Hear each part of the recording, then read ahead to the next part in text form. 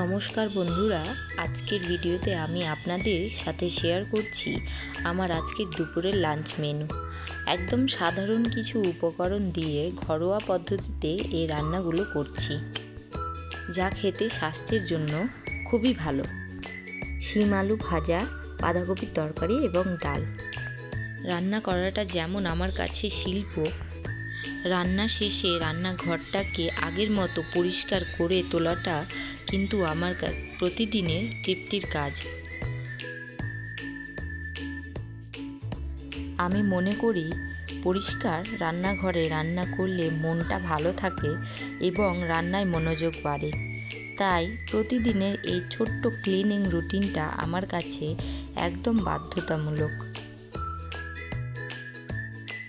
যদি একমত হন তবে লাল হার্ট ইমোজি দিন, অথবা আপনার নামের প্রথম অক্ষরটি কমেন্ট করতে পারেন।